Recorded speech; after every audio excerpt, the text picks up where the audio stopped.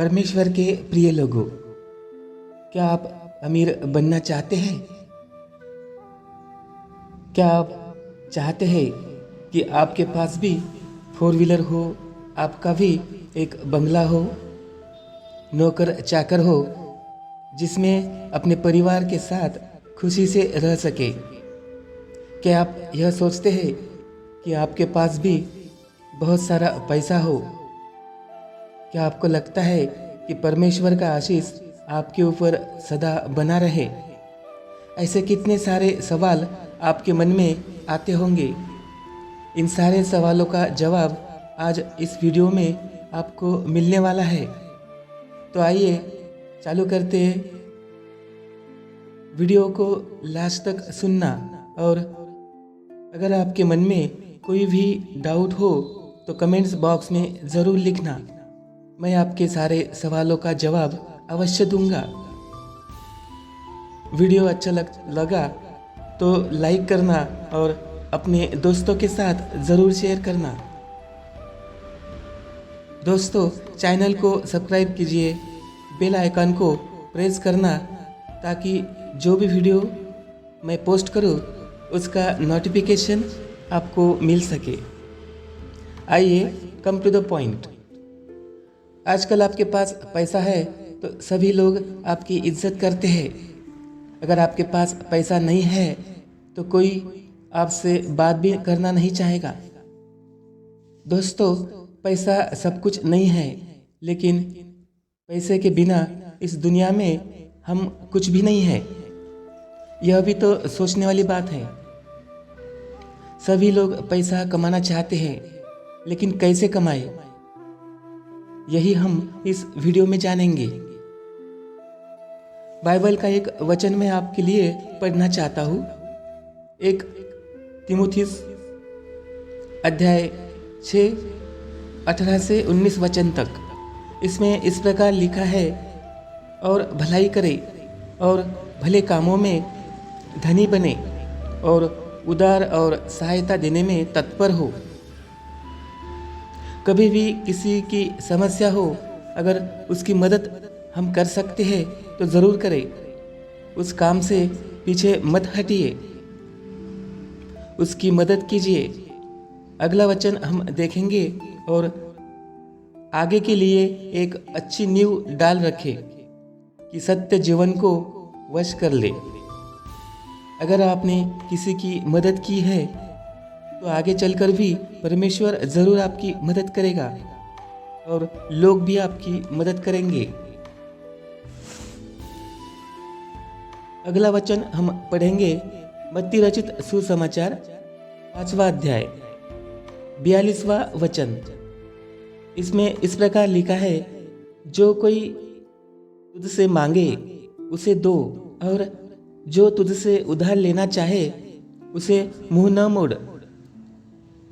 दोस्तों, वचन में लिखा है कि अगर कोई मदद मांगता है, चाहे किसी भी तरह की हो, पैसे, कपड़े, खाना, हमें उसकी मदद करनी चाहिए। अगर हम लोगों की मदद करें तो परमेश्वर भी हमारी मदद ज़रूर करेगा। लेकिन अक्सर कुछ लोग यहीं पर गलती करते हैं और फिर यह सोचते हैं कि परमेश्वर हमारी मदद कब करेगा, हमें धनवान कब बनाएगा।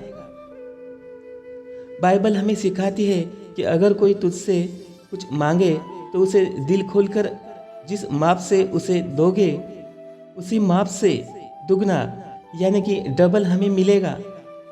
अपना दिल साफ रखें और परमेश्वर पर विश्वास करके दूसरों की मदद कीजिए। परमेश्वर के प्रिय लोगों, हम परमेश्वर की इतनी प्रार्थना करते हैं, हर संडे को चर्च में जाते हैं, किसी का भी बुरा नहीं चाहते हैं, फिर भी हम गरीब क्यों हैं? क्यों हमें पैसों के लिए तरसना पड़ता है? कुछ लोग अपनी बीमारी का इलाज अच्छे डॉक्टर के पास क्यों नहीं कर पाते? अगर परमेश्वर हमसे इतना प्यार करता है तो उसे हमारी गरीबी, लाचारी क्यों नहीं दिखाई देती है? और दिखाई भी देती है तो फिर हमारी मदद क्यों नहीं करता है? इसका एक ही कारण है कि हम परमेश्वर के आशीष के लायक नहीं है। परमेश्वर पवित्र है, बहुत अच्छा है, दयालु है, सूर्य के समान तेजोमय है, चंद्रमा के समान शीतल है, इस ब्रह्मांड का मालिक है, सारी सृष्टि उसी की है, सब कुछ उसी का है। फिर हम क्यों तरस रहे हैं थोड़ी थोड़ी खुशियों के लिए? हमें क्यों सोचना पड़ता है? क्या आपने कभी इसके बारे में सोचा है? इसका यही कारण है कि हम परमेश्वर की कृपा के लायक नहीं है। क्या हमारा दिल साफ है? क्या हम किसी की निंदा नहीं करते हैं? क्या हम झूठ नहीं बोलते हैं? दोस्तों, हम कितना भी कुछ भी छुपाए, परमेश्वर की नज़रों से हम छुप नहीं सकते हैं। हम इतनी सारी गलतियां करते हैं और फिर कहते हैं कि परमेश्वर हमारी मदद नहीं करता। हर माँ बाप को वही बच्चे अच्छे लगते हैं जो उसकी आज्ञा मानकर चलते हैं। जो बच्चे टीचर की बात मानकर स्कूल का नाम रोशन करते हैं, वही बच्चे सबके प्यारे होते हैं। दोस्तों, कुछ सवाल ऐसे हैं जिनका जवाब अगर सच्चे मन से हम देंगे तो हमें अपने आप समझ में आएगा कि हम गरीब क्यों हैं। कुछ गलतियां हम भी करते हैं। हम हर दिन प्रार्थना करते हैं, हर संडे चर्च भी जाते हैं, प्रभु का वचन भी पढ़ते हैं, लेकिन क्या हम जो भी कमाते हैं उसका दशमांश हम परमेश्वर को देते हैं? मैं आपके लिए एक बाइबल का वचन पढ़ना चाहता हूँ। नीति वचन 22वां वचन, 22वां अध्याय 9वां वचन। दया करने वालों पर आशीष फलती है, क्योंकि वह कंगाल को अपनी रोटी में से देता है। अगला वचन 2 कुरिन्थियों 6 और 7 वचन में इस प्रकार लिखा है, हर एक जन दान वैसा ही दान करे, न कुड़कुड़ के और न दबाव से, क्योंकि परमेश्वर हर्ष से देने वाले से प्रेम करता है।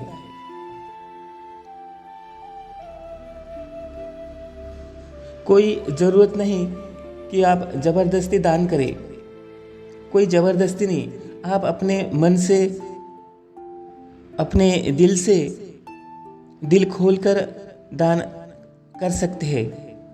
बाइबल में दशमांश के बारे में बहुत कुछ लिखा है। इसके बारे में मैं एक वीडियो ज़रूर बनाऊंगा। परमेश्वर के प्रिय लोगों, आप जो भी जॉब करते हो, बिजनेस करते हो, या फिर आप छोटी मोटी कमाई करते हो, तो उसमें से आप अगर प्रभु के राज्य के लिए दान करते हैं तो आपके जीवन में कभी पैसों की कमी नहीं महसूस होगी। आप और अमीर बन जाओगे। आपके बच्चे आपसे भी ज़्यादा पैसे कमाने लगेंगे। अमीर बनने का दूसरा तरीका यह है कि हम महीने के हर दिन कुछ बचत करें। बाइबल में इसके बारे में क्या लिखा है, आइए जानते हैं। उत्पत्ति की किताब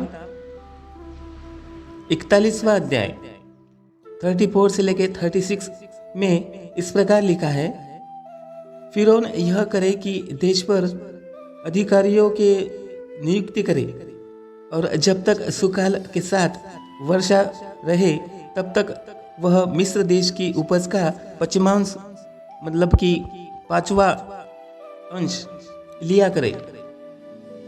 जब मिस्र देश में अकाल पड़ने वाला था, तब यूसुफ ने ऐसा कहा था कि बचत किया जाए। यही वचन का सहारा लेकर आज भी आपको बचत करना चाहिए, ताकि जीवन में जब भी कोई समस्या आए तो उस वक्त आपको उस परिस्थिति का सामना करने के लिए आपके पास जो कुछ पैसे हैं वह आप काम में ला सकते हैं। जीवन में कुछ भी समस्या आ सकती है, उस वक्त हमने जो पैसे बचा के रखे हैं वही हमारे काम आ सकते हैं। अगला वचन मैं पढ़ना चाहता हूँ। नीति वचन 21वां अध्याय उसका 20वां वचन। इसमें इस प्रकार लिखा है कि बुद्धिमान के घर में उत्तम धन और तेल पाया जाता है, परंतु मूर्ख उसको उड़ा डालता है। मतलब बुद्धिमान के घर में हमेशा पैसा रहता है, वह पैसा बड़े सोच समझ के साथ खर्च करता है, वह फिजूल खर्चे नहीं करता, इसलिए उसके पास हमेशा पैसा रहता है। सेविंग करना, बचत करना, यह एक बुद्धिमान व्यक्ति का काम है और सबको करना चाहिए।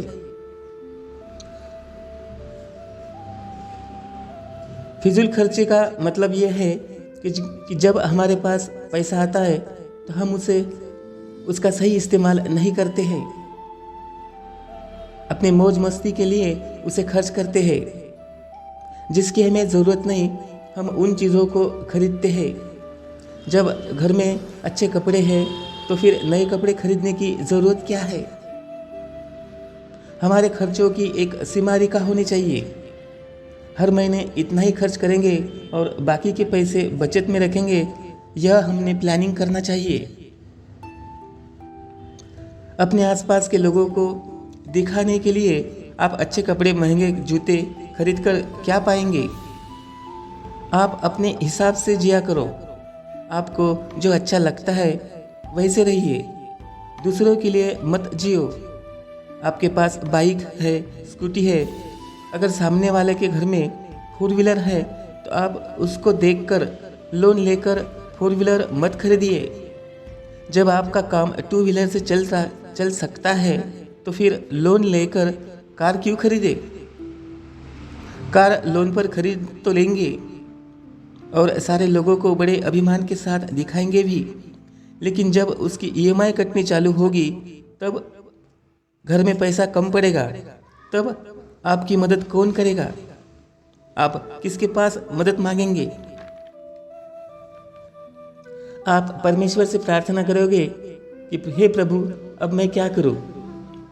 ऐसी नौबत आने से पहले सोचिए कि मेरे लिए क्या सही है और क्या गलत है। परमेश्वर के वचनों के साथ चलने वालों को परमेश्वर कभी दुखी नहीं रखता। आप सच्चे मन से उसके ऊपर भरोसा रखिए। जीवन की भौतिक सुविधाएं अपने आप परमेश्वर आपके कदमों में लाकर रख देगा। हमें नहीं पता कि कौन सी चीज़ हमें कब ज़रूरत है, लेकिन परमेश्वर जानता है।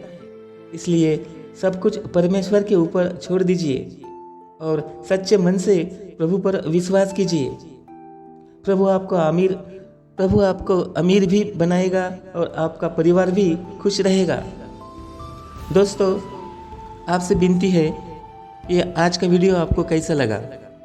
जो कुछ भी मन में डाउट आए या कुछ गलतियां हुई होगी तो भी कमेंट्स में ज़रूर बताएं। परमेश्वर आपको हमेशा खुश रखे। जय मसीह की। आमीन।